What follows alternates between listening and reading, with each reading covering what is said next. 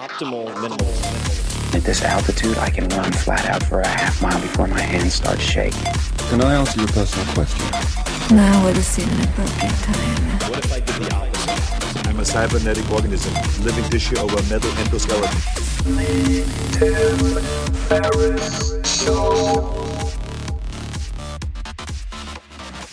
This episode is brought to you by AG1, the daily foundational nutritional supplement that supports whole body health. I do get asked a lot what I would take if I could only take one supplement. And the true answer is invariably AG1. It simply covers a ton of bases. I usually drink it in the mornings and frequently take their travel packs with me on the road. So what is AG1? AG1 is a science-driven formulation of vitamins, probiotics, and whole food sourced nutrients. In a single scoop, AG1 gives you support for the brain, gut, and immune system. So take ownership of your health and try AG1 today. You will get a free 1-year supply of vitamin D and 5 free AG1 travel packs with your first subscription purchase. So learn more, check it out. Go to drinkag1.com/Tim. That's drinkag1, the number 1, drinkag1.com/Tim. Last time, drinkag1.com/Tim. Check it out. Hello, ladies and germs. This is Tim Ferriss, and welcome to another episode of The Tim Ferriss Show, where it is my job to tease out, distill, share the habits, routines, life lessons, belief systems, and so on of world-class performers from all different domains. This episode features entrepreneur and supermodel Karlie Kloss. That's 2 Ks. You can find her on Instagram and elsewhere at Karlie Kloss, KarlieKloss. Karlie was discovered at a local charity fashion show at age 13. And by this point, I think she's been on 45, 50 covers, something like that. Karlie's fashion career quickly took off, and she has walked for top designers, including Oscar de la Renta, Christian Dior, Alexander McQueen, and Versace, among others. She's also starred in many major campaigns, including Adidas, or Adidas, depending on where you're listening to this, Donna Karan, Dolce & Gabbana, Dior, Calvin Klein, Carolina Herrera, if I'm getting that right, showing my stripes here, and Swarovski, among many, many others. But I wanted to have Karlie on this show, not just because of her modeling career, of course, which I think gets discounted because thousands, tens of thousands of women or girls come into the world of modeling, and very few make it to the top, and very few last a long time, and very, very few still are able to translate it to other things. Outside of modeling, Karlie's passion for technology led her to take coding classes, learning to program. Inspired by coding's endless possibilities, she then launched Code with Klossy, K-O-D, Code with Klossy, a nonprofit that empowers young women to learn to code and become leaders in tech, which in 2018 will expand to 50 camps in 25 cities and may go well beyond that. Time magazine has recognized Karlie for her entrepreneurship and philanthropic work on its Time 100 list, and she was also featured on the covers of Fast Company and Forbes for her work with Code with Klossy. Karlie hosts Freeform's 6-part series, Movie Night with Karlie Kloss, and is a correspondent for the Netflix original series, Bill Nye Saves the World. And this will come up again at the very end, but if you are interested in learning more about Karlie's coding camps, and application deadlines are coming soon, check out codewithklossy.com/apply. That's codewithklossy, all Ks, codewithklossy.com/apply. And without further ado, please enjoy this wide-ranging conversation with Karlie Kloss. Karlie, welcome to the show. Thank you for having me, Tim. I'm so thrilled to have you here, and I just want to make a few observations/comments up front. So the first is, this could go anywhere. I have a researcher who helps me with some prep documents. I certainly do my own prep, and his documents are usually very straightforward. He is affectionately called the crazy Bulgarian. He's not crazy. I just thought that he should trademark that. He is from Bulgaria, and he put a note at the top of yours. He never adds notes, and the note is, so open parentheses, note in all caps. Oh my gosh. She sounds like the nicest person on the planet, end parentheses.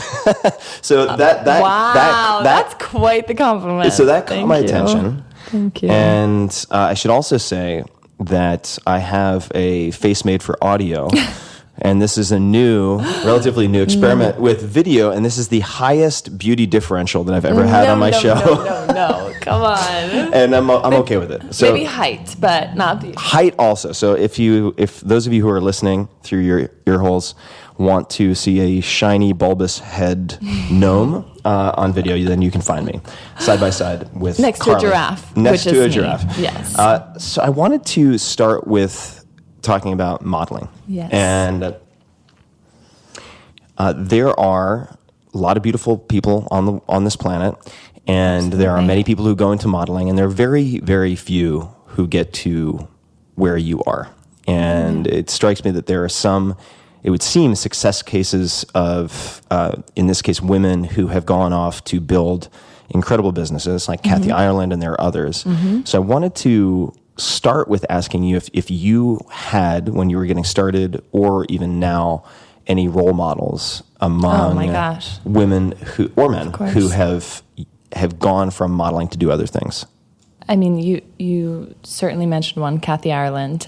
There's a long list, Cindy Crawford, Christy Turlington, Giselle, many women who are in the industry and have used their platform or voice or experiences to build businesses or to make meaningful impact in the world in whatever way they're passionate about. And for me, that is success. And I don't know. Yeah, I did not anticipate working in fashion or being a model, but I recognized somewhere along the line that there's so much more you can do with it, and the women who have come before me certainly have proved that. It seems like, from the outside looking in, that much like, say, entertainment, the machinery of fashion, beauty, and so on probably has a lot of casualties, meaning it just chews up and spits out a lot of people. There's really high, it would seem to be a lot of turnover. A lot of turnover. Yeah.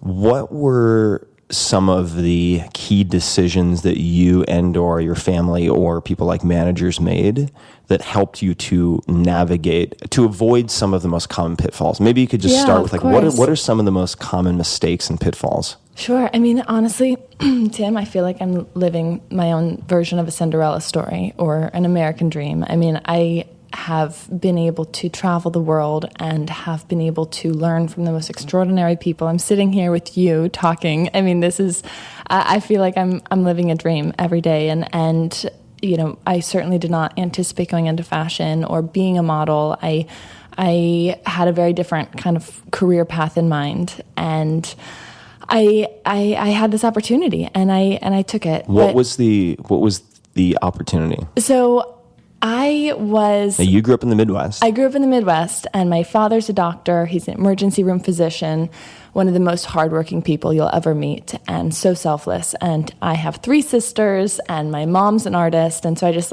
grew up in this amazing Midwestern, picturesque kind of childhood. And at 13, I was stopped in a mall and asked if I would be interested in walking in a fashion show. At the time, not only did I not care about it just wasn't my life, fashion. I mean, I didn't even subscribe to magazines. I was focusing on school. I was focusing on ballet, academics, and sports, and so anyway, this idea of modeling was totally not even in my mind. And so I didn't enter this with the ambition of building a career in modeling. I was stopped in a mall at 13, walked in a local charity fashion show to raise money for a local family who's my friend's father. Her dad had cancer, so it was this charity benefit.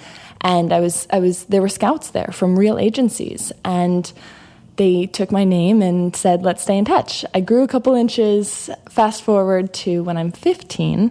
And how tall are you at 15? At 15, oh my God, Tim, I was 15 years old and 5'11". Yeah. It's painful. I'm still working on 5. I'm still working on 5'9". I'm 40. Look, I'm going to get there. I believe in you.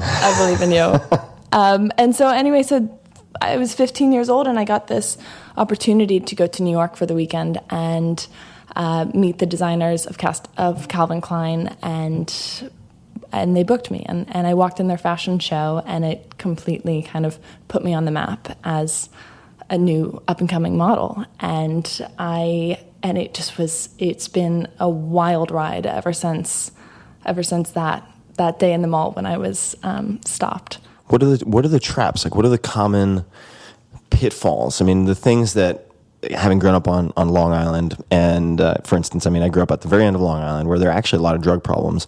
Yeah. And not saying that it's drugs, although I suspect that could be a piece of it. But like, where do people get off track or make mistakes? Sure. I mean, I think there's a lot of misconceptions, and I think there's a lot of generalizations around the fashion industry, around the modeling industry. And, I can only speak to my experience, but I've had just a really positive experience as a model. Like I said, it's been my key to the world. I've been able to travel the world. I have more frequent flyer miles than most CEOs, and I've been able to see the world and learn so much, learn from so many brilliant people. And so, I've used it to my advantage. I think that there are aspects of the industry that are really challenging. I think a lot of people tell you no. A lot of people. There's a lot of there's a lot of competition. Like you said. I mean, there's so many beautiful people. There's a lot of luck, and I feel like for me, in my Cinderella story, I feel like I was in the right place at the right time, and I had this window of opportunity, and I ran for it. And I have an amazing family who was by my side every step of the way. I mean, starting a career at 15 is, I think there's pitfalls to that, just the nature of being 15 and having a lot of pressure on you. So for me, I had a lot of luck and the right people around me. And I think a lot of young women who want to go into modeling or work in fashion, that's not always the case. How did your family help you in terms of rules and policies? And the reason I ask this is it seemed like they were quite strict when it came to high school homework and so on. So I was doing some reading prior to this, and a day might look like a 7 a.m. flight to New York to do some type of shoot for 5 a.m. flight. 5 a.m. flight. They get international coverage, and then you fly back and you're doing homework at 7 p.m. and so on. Yes. What were some of the parameters, rules, policies, anything like that your parents had to help keep you on track? Because this relates to something that has popped up a few times on this podcast that I think is really important. So could you speak to that? Sure. I had this kind of double life. I was 15 years old and very much figuring out who I am, in high school. I mean, you're figuring out a lot of things. And like I said, I was a 5'11", 15-year-old. So that came with its own set of challenges. But I don't know, I guess I had this double life, and I would be in school, have a very normal day in class, sitting in the school lunchroom with my friends, with my peers, and then I would get on a flight to Paris or New York a couple days a week. I really had this full-time job, even as a freshman in high school. So I had this double life, and it was before social media, so none of my friends or teachers really knew to the extent of what I was doing. So I would go to Paris and walk in a couture runway show, or be the face of the Dior campaigns globally, or on the cover of magazines. And it was before the kind of global connectivity we have now. So I kind of was able to have a very, very normal real life, as at the same time I was building this international career. And I think the discipline that my parents definitely helped me kind of stay really balanced with focusing on academics and focusing on what matters. I mean, we still would have normal family dinners, and I would get in trouble if I didn't, came home past curfew, or I don't know. I had such a normal home life that I think that really was that balanced all of these amazing other things out. And I think my parents were always they trusted me. I think that's one of the biggest things too. They knew that they trusted me to do the right thing. And that freedom, there's a lot of, I don't know, responsibility I felt with that. And gratitude to my parents because I didn't want to let them down. And so I think I never wanted to ruin that. Sort of betray that confidence. Betray that, yeah. So one of the reasons I ask is I'm fascinated by people who have reached a pinnacle of success in any field who can remain grounded in any capacity, because it seems that whether it's alcohol, power, money, those are the three that come to mind. Sure. When you add any of those in quantity, people tend to become more of what they are, right? So if they have a small flaw, it gets magnified. And if they're a small asshole, they become a really big asshole. Right. And there's real risk when pressure's added to the container. So I'm fascinated how people maintain perspective over time. Yeah. So that they don't become some abomination, like Frankenstein's version of themselves. And for instance, a friend of mine I've had on this podcast, Chris Sacca, who have had the privilege of watching go from angel investor, sort of fledgling VC to now, Midas lists. Right. Arguably I don't even think it's arguable, is his lowercase one fund is I think going to be the most successful venture capital fund in the history of venture capital. Wow. So he's really reached a peak. And when I've dug in with him as to how he's maintained some perspective, because he still ultimately is a very middle class kid who grew up in upstate New York, right, trying to make ends meet.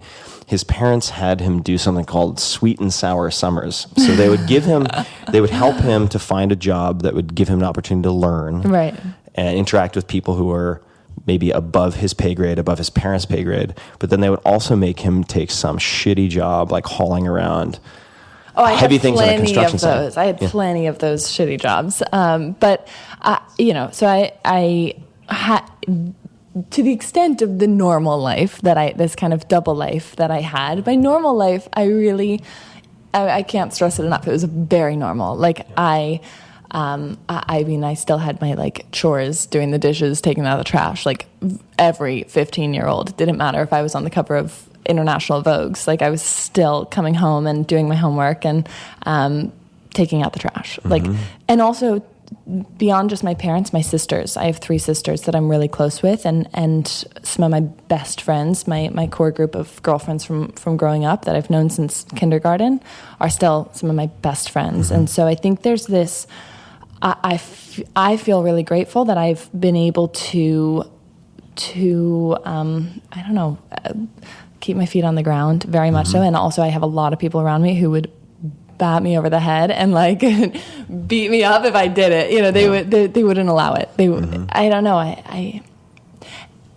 Yeah, the support structures also, people might be asking themselves like, well, okay, you grew up that way, fantastic. I didn't grow up that way, so it's not actionable. And what I would say is not true. Why would I explore this? It's because you can actually build in. It's like, all right, what is the version, if you are hoping to achieve a certain modicum of success, like what are the chores that you can engineer into your life so that you maintain some perspective, right? There are ways to do it, right? Maybe it's volunteering once a week.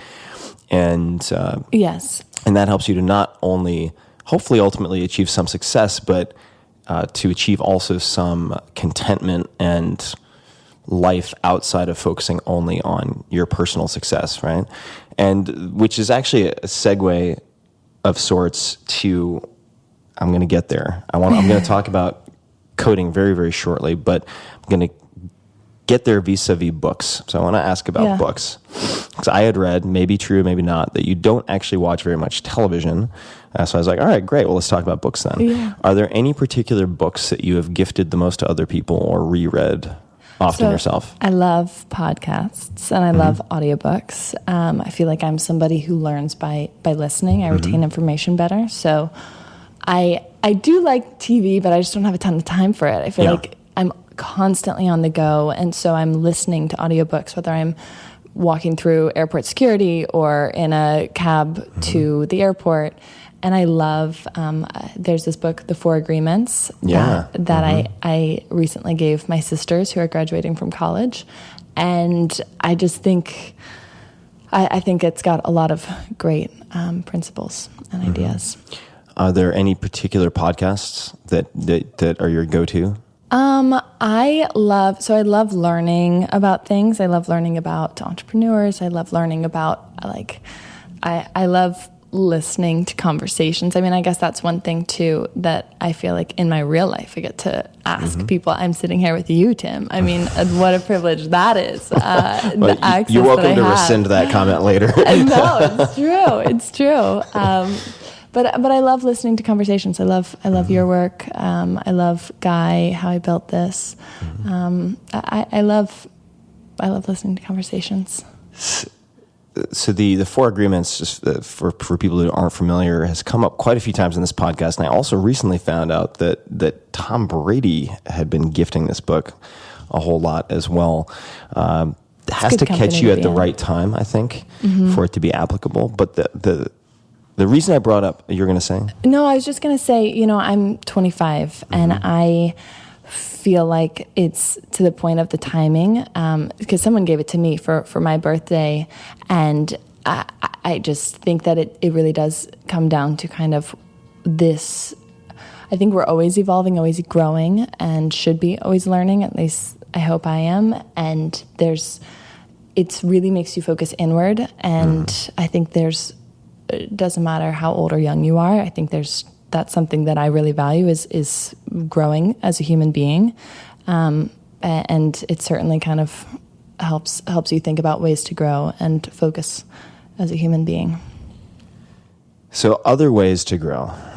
We're going to get to it in 2 seconds. I brought up books because books involve writing, sort of expressing thought, in some cases on paper, in some cases in audio.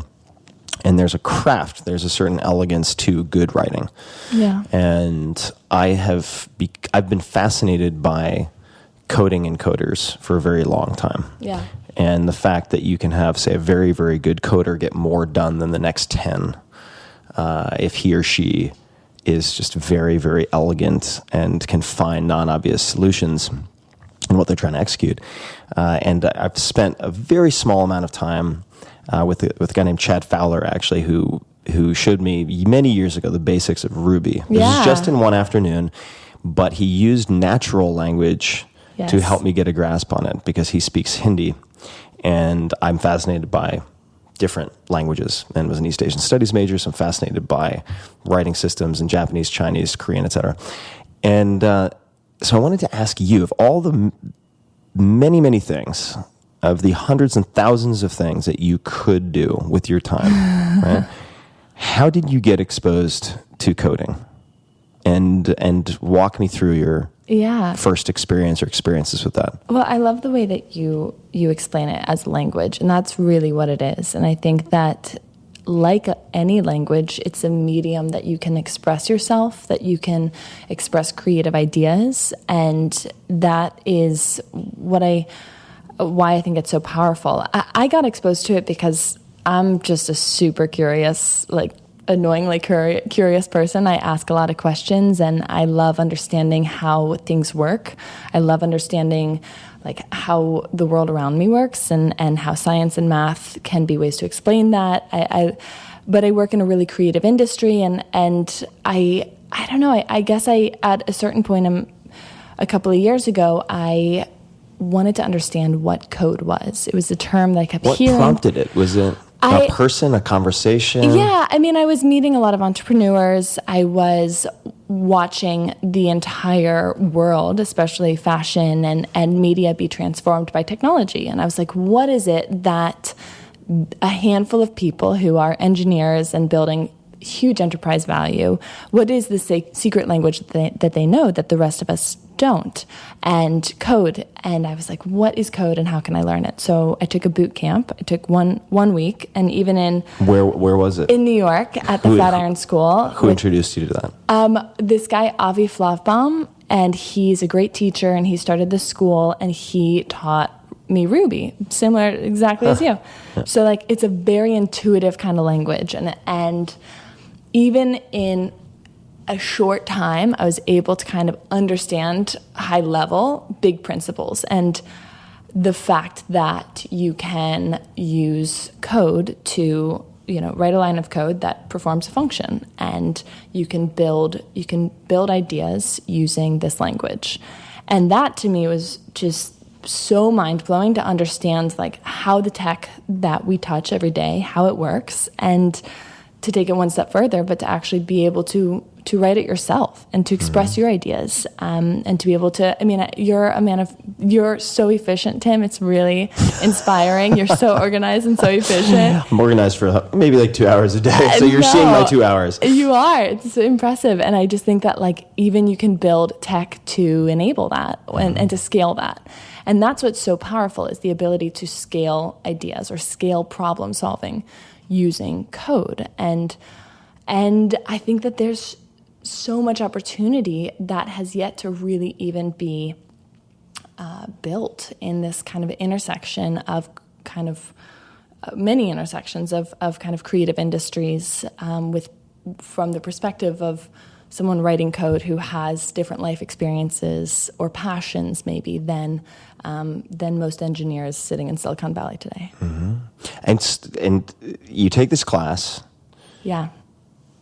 You learn the basics of Ruby with Avi. With Avi. All right. And what is Code with Kloss? So Code with Kloss is... The K, folks. With the K. KODE. Is my organization where we teach girls to learn how to code and empower the next generation of tech leaders.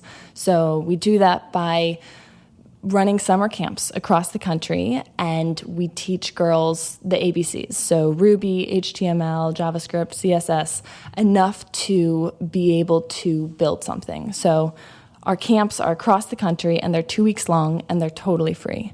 And we have these amazing girls who come into our camps and learn these skills, and it's amazing what they're able to build. And not only just the way that they're able to build their ideas, but what they're passionate about. So if it's like making social impact, helping their community, but they're able to build something and recognize the impact that they can have.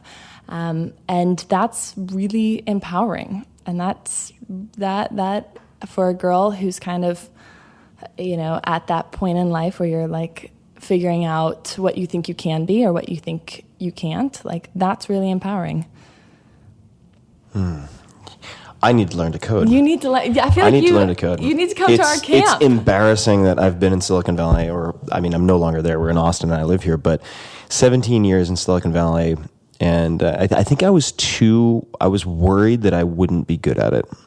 And I had a deep insecurity that when I scratched the surface, I would see the infinite complexity of something that I could at best only be mediocre at. And so I stuck my head in the sand. I disagree. I think that's one of the barriers to entry. I think that's why a lot of people don't ever try. I mean, who am I? I'm like, I don't work in Silicon Valley. I didn't go to college. But I'm curious, and it's something that can be learned like anything else. It is a language, and I think that a lot of people let that get in the way of taking the first step. It strikes me too that I think perhaps in my mind I've given myself an out, which is actually really flimsy, and that is that it'll be too hard to learn to code. And in my mind, like learning to code is building the next super app to go gain 100 million users. Whereas in reality, I'll give you an example from my own experience, and I have some questions for you so I don't talk too much. This is what happens with too much caffeine. But so I've always been very, very insecure about my voice. Oh, and come on. That's part of the reason why I wanted to do the podcast, is to beat that out of myself or to get more comfortable with my voice. And if anyone listens to my earlier episodes, say the introductions to my early episodes, and then later you will see the confidence build over time. I was really unsure of myself in the beginning.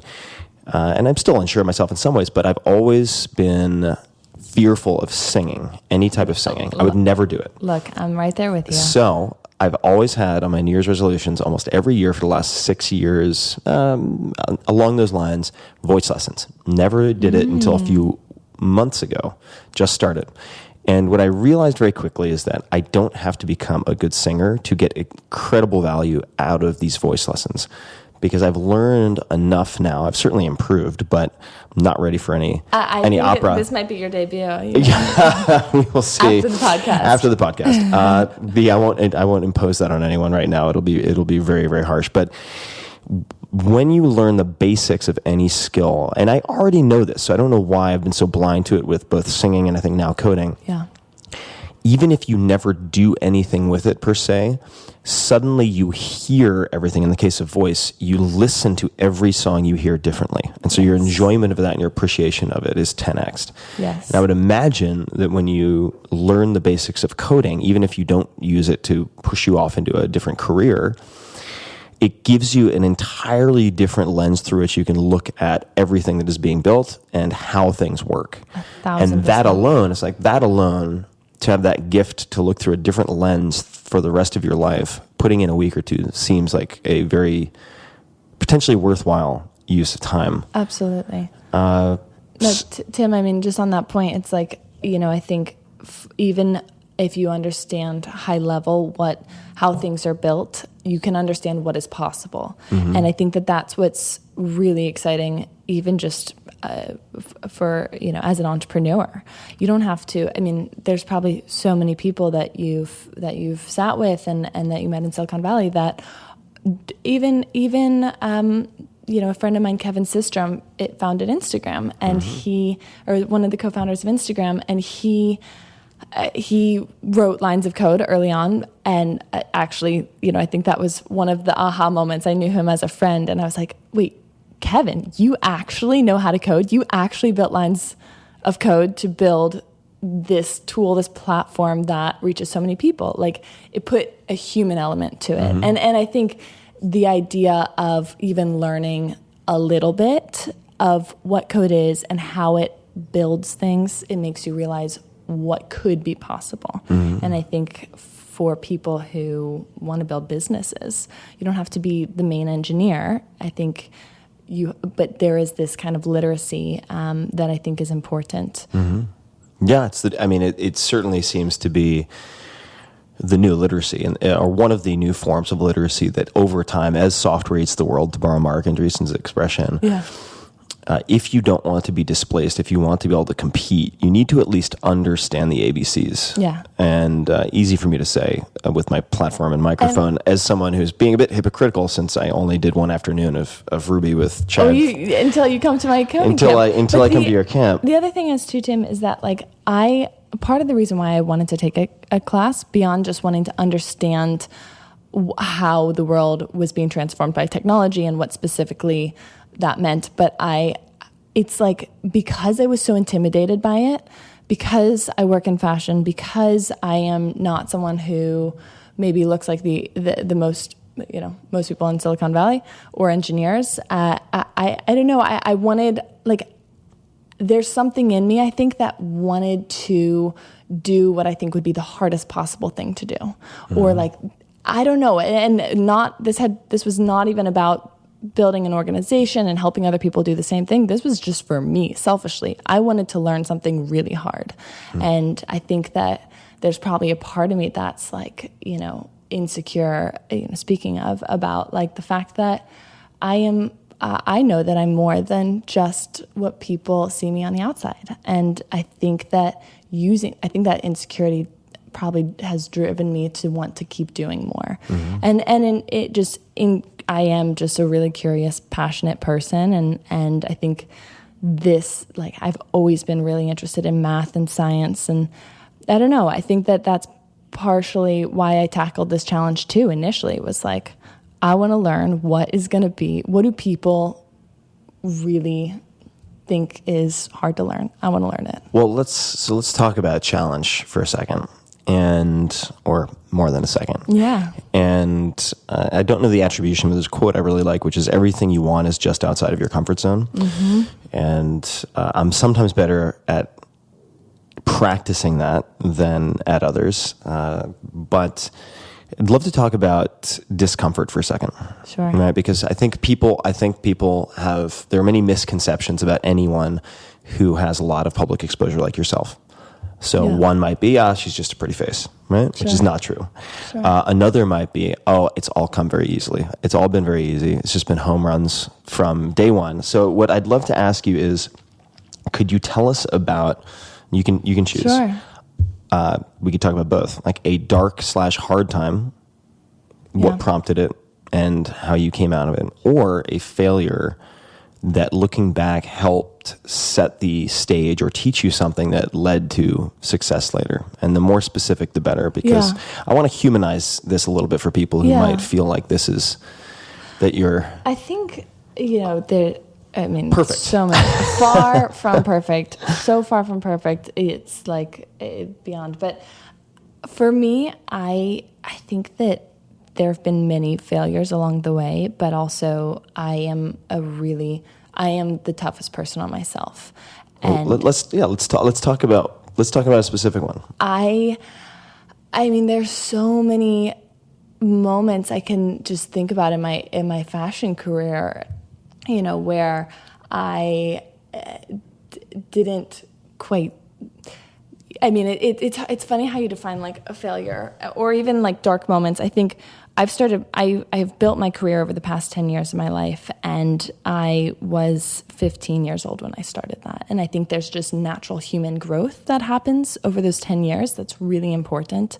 And no matter what you're doing, you like need to take those failures and challenge yourself to make yourself grow from them and be better. And for me, I think because I live in a more public life, or aspects of my life are more public, those failures or dark periods of growing up, of coming into your own, of growing into your own body, like that's even more criticized or more people can see it. And so I think for me, I definitely, so many different periods in my life where like, being in the profession that I'm in, it's very focused on like the outside and your body. And as a teenage girl, like growing into your body, I mean, there's so many times I've gone into a fitting where the clothes don't fit, and that just has made me feel so shitty about myself. And it's not necessarily my fault. It's not necessarily the clothes' fault. It's just, it's shitty. It makes you feel horrible. It's made me feel horrible about myself. And I think there was kind of this point progressively through my career that I was like, I am so much more than just like my measurements or my body.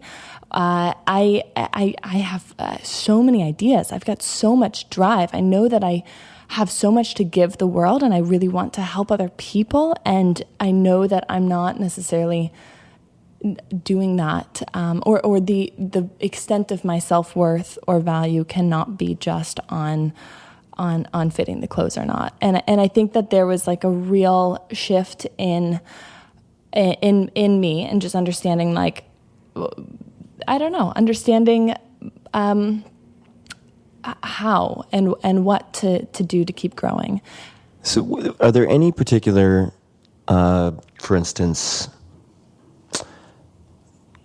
routines, habits on a daily or weekly basis that help you to continue functioning at a high level, or that just help you, that you like? Like, what are some specifics? The listeners always love the specifics. So are there any particular... I love meditating. I think that... how long do you practice meditating? So I'm not as probably good or disciplined as many of your listeners out there, but whenever I can, to the point of... do you use an app? I use Headspace. I learned TM. But I just do it wherever I can. So, this morning, getting ready, I wake up, stretch, breathe, put in, 10 minutes of Headspace, go to the gym, or vice versa, work out, and then meditate, and then start my day. Mm-hmm. I really have learned how important it is to take care of myself mentally as well as physically, because I think, part of being in just part of life is staying mentally healthy and balanced. And I think especially in an industry that there is so much volatility. I mean, to the point of models and turnover, there's a lot of there's a lot of failures daily of jobs you don't get or things that I've been told that I'm too tall, too short, too fat, too skinny, too this, to that, everything. I mean, it's like, and that is if that doesn't mess with your head as a teenage girl growing up anyway, then, I mean, come on. So again, for me, having an amazing support group around me, having like really my family, my friends, like, and then having outlets that fill my cup. So for me, investing in my learning sincerely is something I love. I love learning new things. I love learning from people. I love experiencing new things. And I love helping people, not for the sake of like any reason other than just I love sharing opportunities for other people to better themselves, their lives too. Well, let's talk about one outlet / maybe stress release valve, which is the exercise. Yeah. Right? So what is your morning? What does a sample morning exercise routine look like? Totally. Very specifically, and how long does it take? Like what exercises are you doing? Okay, so I grew up playing every sport, doing ballet every day. I grew up super, super active, and I live a really busy life today, and I'm on a plane all the time. I mean, you know, it's not easy to fit it in, but for me, I make sure that I fit in like a combination of cardio and a combination of strength training. So I feel best when I'm strong, not skinny. And so tell us about a recent workout. So this morning, woke up, meditated, and worked out for 45 minutes, all I had time for. And did you have breakfast before you worked out? After I worked out. And a combination of running, biking, and some light weights. And just, I kind of do whatever I can whenever I can. So like, if I'm in the south of France on a photo shoot, I'll go for a run and a swim. If I'm here in Austin, I'll go for a run across that cool bridge and like go tour around.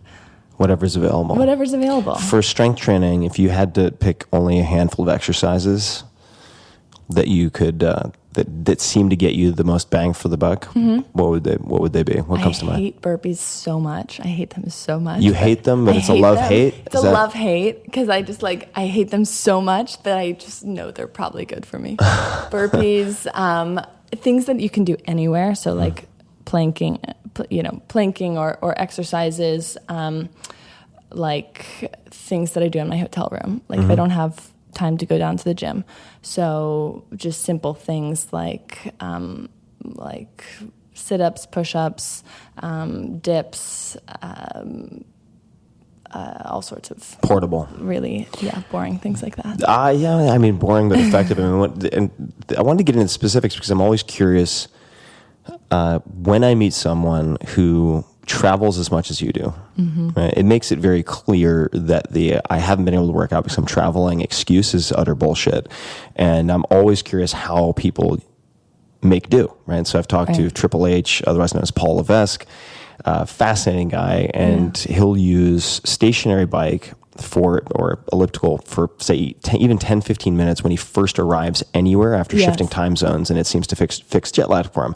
Same. Danzig, when they were traveling around touring, one of the very first things they would do is they would choose a hotel based on the gym that was available. Oh, 100%. Right? And it's like Bruce Lee would always travel with his running shoes because he knew no matter what, if other things weren't available, he could run. And it just goes on and on and on. I travel with a number of different bands as well as an inflatable ball, and it's incredible what you can do, particularly if you learn calisthenic exercises like burpees or pistols, which are one-legged squats. You can get a brutal workout in your own hotel room. Or Jocko Willink, who's a retired Navy SEAL commander, he'll travel with, or he won't necessarily travel with, but if he wants to do pull-ups and he can't find a place to do pull-ups, he'll grab one of the towels from his room in the hotel, go find the parking structure and throw it over a bar and do pull-ups with the towels. So it's like there's two observations that I make. Number one, there's always a way, but secondly, that there's always a way in the highest functioning, seemingly busiest people I've met, almost all make a point to move on a daily basis in some fashion. It's so important for me in my life. It's crucial. Forget even about how it makes you look, but how it makes you feel, and just for me, brain mental, emotional balance, I think, and focus and clarity. It's like I can't start my day without doing something. And to the point of whatever it is, I in my suitcase always have my running shoes, always have bands, always have ankle weights, which is really funny when I'm going through airport security and I've got like 2 ankle weights that look like bombs, and they're like lead ankle weights, and I get stopped every time and get questioned. Ankle weights and podcast gear. Ankle it's weights like, and a bunch of batteries and cables. Yes. Yeah, we need to talk to you.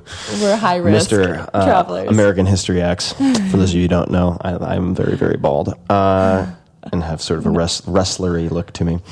No. So let's chat about investing. And by investing, I mean investment of time, energy, maybe in a particular relationship. I'm gonna say you can't answer with your family. Yeah. All right. So I'm gonna roll them out. But what would you consider one of the best investments you've ever made? And that could be, for instance, Amelia Boone, who's been on the podcast, 4-time world champion in obstacle course racing. For her at the time, she was and still is a lawyer, but it was the first $450 entry fee for the first, I think it was World's Toughest Mudder, which she ended up winning, which opened up this entirely new career, right? Doesn't have to be something like that.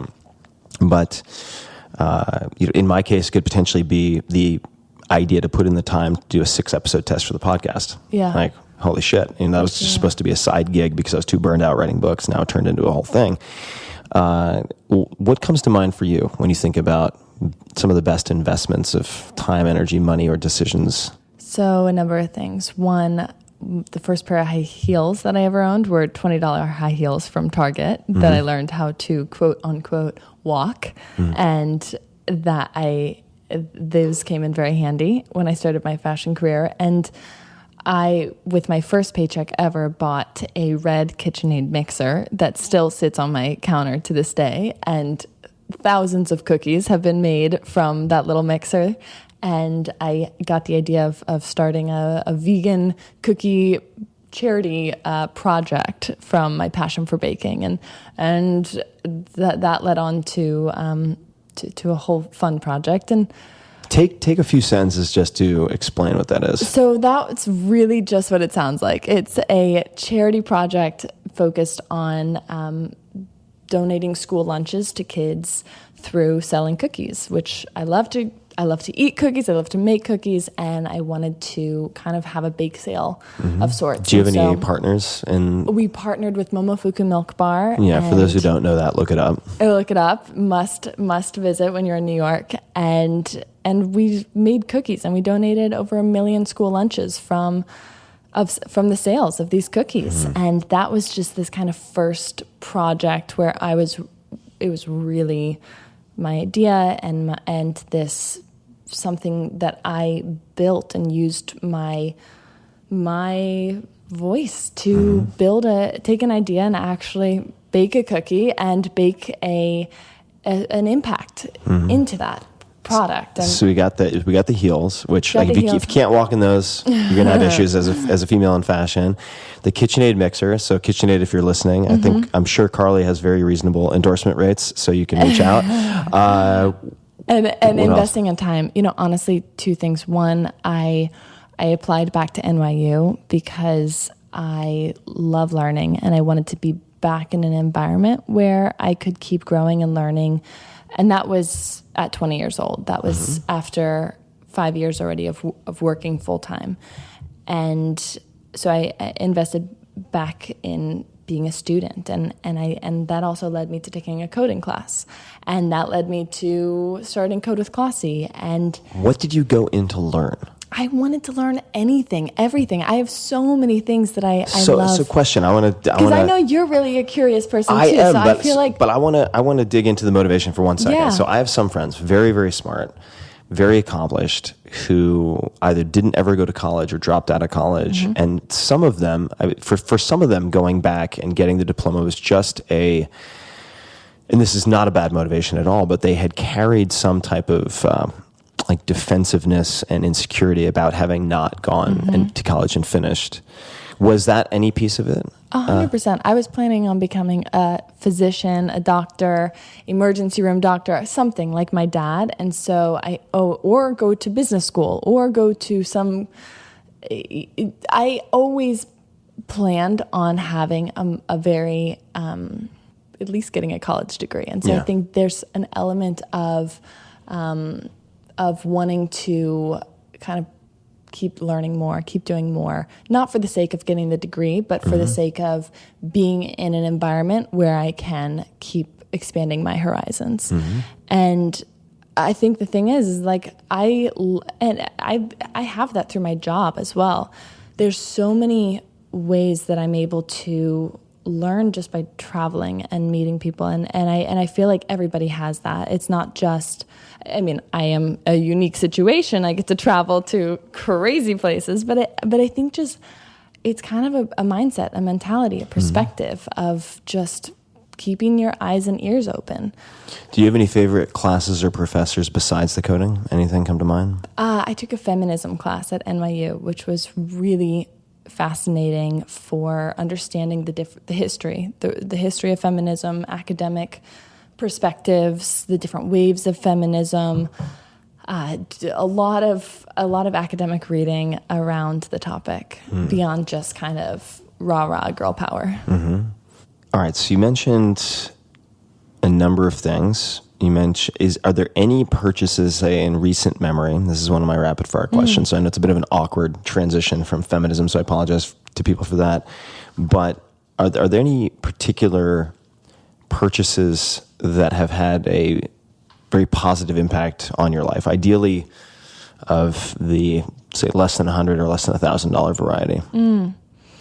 I love journaling on airplanes. I sit for, especially that flight back to St. Louis is only 2 hours. So it's like 2 hours of uninterrupted time. And every airplane that I'm sitting on, I always journal and brain dump ideas, grocery lists. It's really pretty remarkable looking back at those journals and thinking how much of the things that I listed out of dreams and goals that I've been able to tick off and accomplish. And I think that an investment of a journal, a great moleskin, certainly has been worthwhile, and really just something that I think is a great exercise. And I really love, like I said, taking care of myself, my mind and body. And so like I always have all these in my suitcase. I've got all these crazy supplements like moon juice, dusts. They have like brain dust and beauty dust, and it's like crazy potions of like ashwagandha and things that I'm a total sucker and believer that like so I travel with all these potions in my suitcase along with my bands and ankle weights. When you use the notebooks, what does a page look like and how do you follow up? So what I'm curious to know is how things make it from the page into reality, right? Do you go back and figure out what next steps are? Do you write down next steps in a particular way? And people have so many different ways of approaching this. I mean, in my case, in my journal, I wish I had it right here, but I always make a little box in the bottom right-hand corner, and that's for next steps based on anything on that page. Smart. And so every bottom right-hand corner has next steps, and then I'll go through and I'll be like, all right, that was a stupid idea, or like, that's not for now. And I'll just I'll do a second pass and then highlight the kind of dominoes that I think will topple as many other dominoes as possible. But when you brain dump or when you put these things on paper, like walk us through what that looks like. Steps. Yeah. There's also this app that's called Wonderlist. That's great. And for actually having a more digital version of those lists. And then also things like Slack are great too. The notebook is more just like my real personal kind of deepest, darkest thoughts and ideas and goals, and like nobody's judging. Hopefully nobody's reading them. But I think the organization, I love this is the way your brain works. I think my brain is not the most organized. I have I have a lot of ideas, and I think it's actually taken a lot of discipline to kind of keep everything moving forward. And to, I definitely think it's like going through those lists and following up with the people that I need to continue the conversation with, or I've got an amazing team. I've got a great partner who is helping me build Code with Kloss, building all Who's my that? businesses. Her name's Penny Thau. She's amazing, and I feel like it's a really collaborative process. Taking those lists and actually turning them into action is more the working with my team to bring them to life. One thing I've noticed, and tell me if this is off base or not, but in doing a lot of homework on you, putting together the dossier. I know, first of all, I need to send cookies to your friend, the crazy... The crazy Bulgarian. Bulgarian. Oh my God. Crazy Bulgarian. I know you're listening. You're in luck. Thank you, crazy Bulgarian. You need some cookies. Don't forget me. I could use some cookies Yes. too. I'll say it's for Done. my cheat day, but I might actually break that rule. I have to be careful around cookies. One of those, very little portion control when it comes to cookies. I hear It turns you. out. But I'll send you healthy ones. also send me the unhealthy ones. You can address them to somebody else, and then I'll just eat them anyway. Okay, The pattern that seemed to pop up was, and I think this actually makes you a lot smarter than I am in some really deep ways, is when I go through my notebook and I write down what needs to be done next, like what do I need to do next? And it seems like as I've looked through a lot of your history, you are much better at doing one thing that's really important that I need to improve upon. And that is not asking what do I need to do next necessarily, but who do I need to talk to next? And whether it's Kevin Systrom or say Casey Neistat, who's also been on the podcast related to vlogging, I've had a lot of trouble. It doesn't even occur to me to ask for help, not because I think I have all the answers, but I don't want to burden people with that, or there's some weird baggage that I carry, which is why Amanda Palmer, at one point, the musician, really is, and her book has really helped me to learn how to ask for help. But is that accurate? Am I 100%. Oh my gosh. I mean, again, I'm somebody who didn't get a college degree, a business school degree, and I'm trying to build businesses and a nonprofit and scale that impact and grow my team and be a boss. I mean, there's so many things that I'm learning as I go. And I think that what I really value is the people that I can lean on as mentors or advisors in figuring it out. And I think that that's a really important thing that I also kind of had this awakening where I was like, I am in the room with extraordinary people, and I'm being afforded that opportunity because of my job, my day job, being a model, working on big advertising jobs, working in an industry with a lot of creatives. Like, how can I actually best use that to accomplish what I really dream of, what my biggest goals and ambitions are? And I think a lot of people sometimes are afraid to ask for help, and I definitely have. I ask questions. You ask for help. Yeah. Yeah, I don't know what my problem is with that. I mean, I've gotten better, but I it's one of these self-defeating habits of isolating myself that is kind of I do that too. It's a default that I need to continually work on. I get better for periods, and then I'm like, no, I need to figure this out. I should be able to figure this out. And like sit down with my notebook. Not always the ideal tool of choice. So I need to revisit. Amanda, I need your help. I'll reread your book. If you look at the last handful of years, are there any particular habits, beliefs, tools that have had a tremendously positive impact on your life besides things we mentioned already? Yeah. So it can't be, say, meditation or Headspace or one of these. You know, I think just learning by doing. For a long time, over the past years, I find it so interesting to just see how much the whole world has changed in so many ways. You mentioned Casey Neistat. I had a conversation with him a number of years ago where If you want to talk about busy. talk about busy, talk about look up Casey Neistat. He's amazing. And he really helped me realize that I could not just be a canvas for creators, but I could be a creator myself. And I think there was kind of this overall shift in, certainly in fashion, in social media, enabling a platform and a voice for everyone.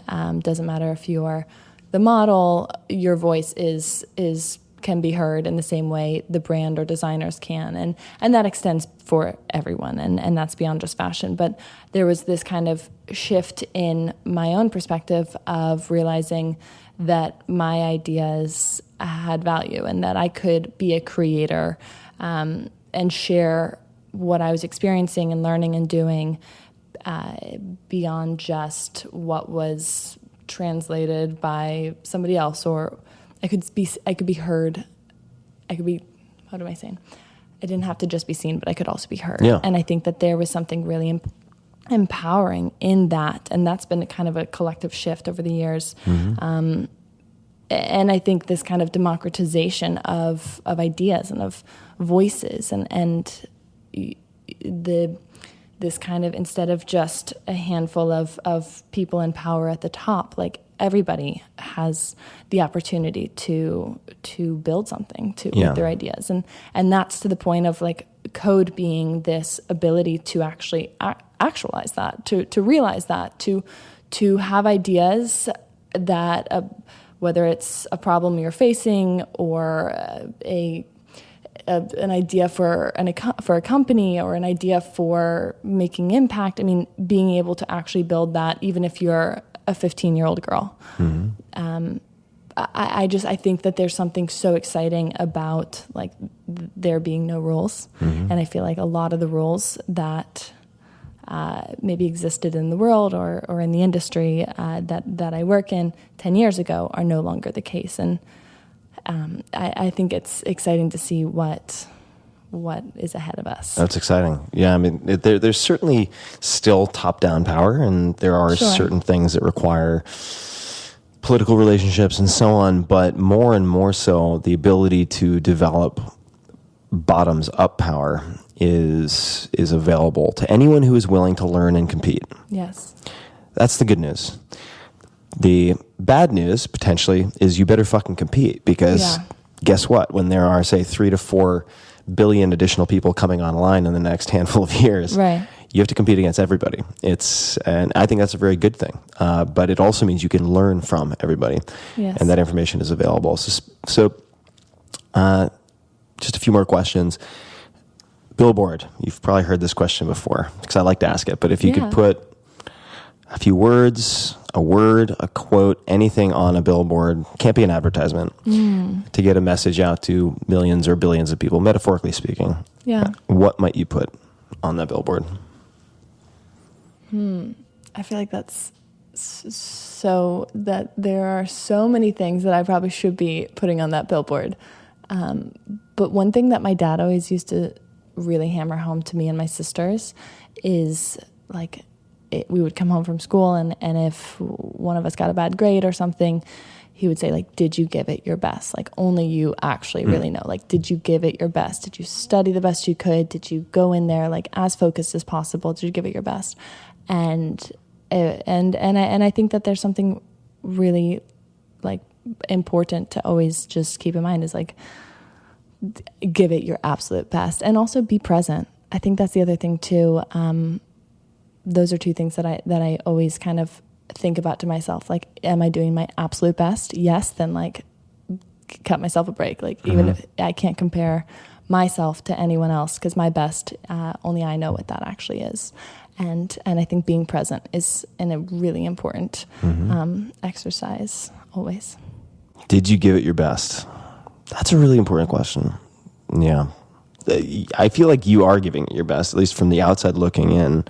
Definitely trying the best I can. I mean, I certainly don't have all the answers. I think that's one thing too, is I'm 25 years old and like all of I'm far from perfect but I've sincerely just given it my best every step of the way and taken opportunities that I've been able to have and make the most of them, learn from them, keep growing.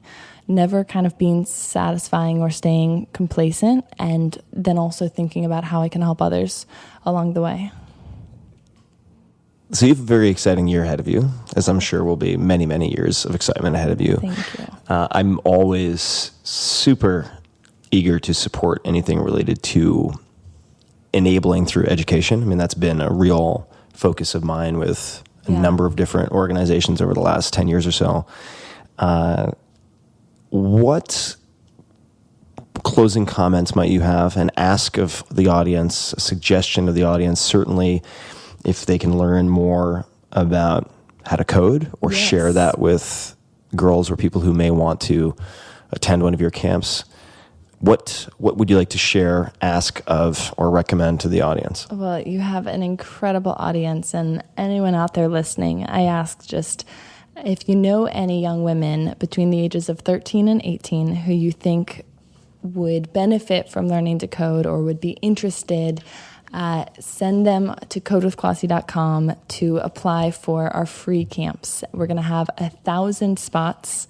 This is a really, really big summer of growth for us. How long are the camps? The camps are 2 weeks long, 9 to 5, Monday through Friday, and they are action-packed. There's so much that the girls do over the course of these 2 weeks, and we are growing to 50 camps in 25 cities across the country. So it's a big summer for us, and we want to get as many amazing young women in these classes and in these camps. So send them to codewithklossy.com to apply.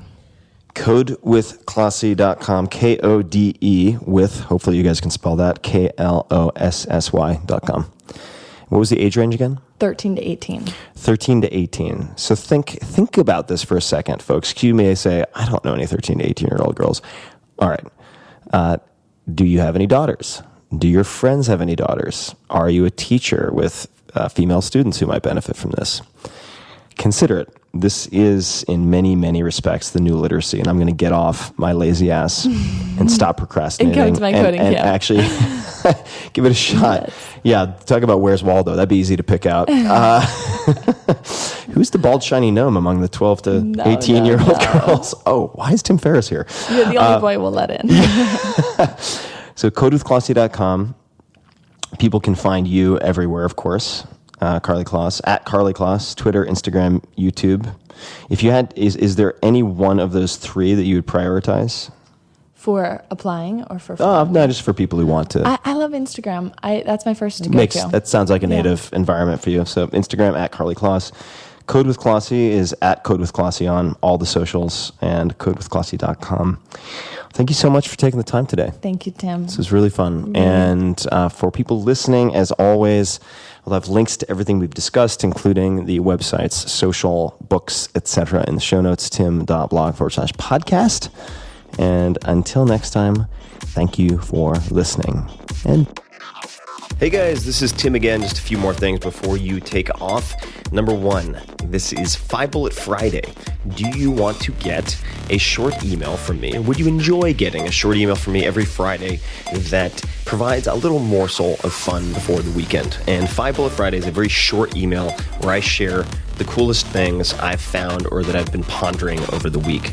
That could include favorite new albums that I've discovered. It could include gizmos and gadgets and all sorts of weird shit that I've somehow dug up in the world of the esoteric as I do. It could include favorite articles that I've read and that I've shared with my close friends, for instance. And it's very short. It's just a little tiny bite of goodness before you head off for the weekend. So if you want to receive that, check it out. Just go to 4hourworkweek.com. That's 4hourworkweek.com, all spelled out, and just drop in your email, and you will get the very next one. And if you sign up, I hope you enjoy it. This episode is brought to you by FreshBooks. Man, oh man, do a lot of listeners of this podcast and readers of mine love FreshBooks to the extent that I ended up meeting with the CEO not very long ago. Why are they so popular? Well, they are the #1 cloud accounting software designed exclusively for self-employed professionals. That's many of you, and used by more than 10 million people. You can send invoices, track your time, and get paid very, very quickly, which suits the needs of a lot of freelancers, a lot of entrepreneurs, and beyond.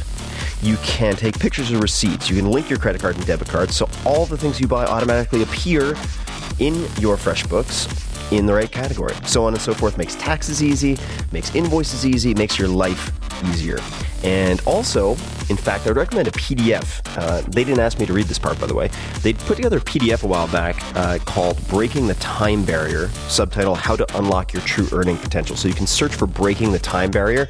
A lot of people ask me, how can I get a 4-hour work week with a service business? And the story in that ebook, it's PDF, is the short answer. It's really, really good. So I think you should also check that out. So Breaking the Time Barrier, check it out. But also, why not test out FreshBooks? Claim your 30-day unrestricted free trial at freshbooks.com/Tim and enter Tim Ferriss, 2 R's and 2 S's, in the How Did You Hear About Us section. That sounds like we're going to get very little tracking. That's a lot of work. But just go to freshbooks.com/Tim and try it out, because it is a very good product and I think you will find it simplifies your life. Enjoy. This episode is brought to you by 99 Designs. Whether you need a logo, custom website, app, book cover, or anything else, 99 Designs was created to make great design accessible to everyone, that's you, and to make the process as easy as possible. I've used 99 Designs for years now. I've used them for book covers, some mock-ups for the 4-Hour Body, which went on to become a #1 New York Times bestseller, illustrations of all different types for the multi-volume The Tao of Seneca, which you can check out, and other graphic design projects for a long time now. And I've been very impressed by the quality of their designers and illustrators. And you don't have to take my word for it. You should check out some of my projects at 99designs.com/Tim. I really encourage you to take a look because you will be impressed. 99designs.com/Tim. 99 Designs has freelance experts in more than 90 design categories, and their platform lets you work directly with one designer that you choose if you like their stuff, which is what I did for the Tao of Seneca, or you can get concepts from multiple designers and then pick your favorite. So whether you're starting a business or just looking for extra design help, resources, etc., 99 Designs has a solution. Right now, you guys, my listeners, can receive a free $99 upgrade on your first design. To check out your first free upgrade, please visit 99designs.com/Tim and click the link on the landing page. You can also find there samples of projects from you guys, listeners, who have used 99 Designs for logos, apps, even product packaging. So check it out, 99designs.com/Tim.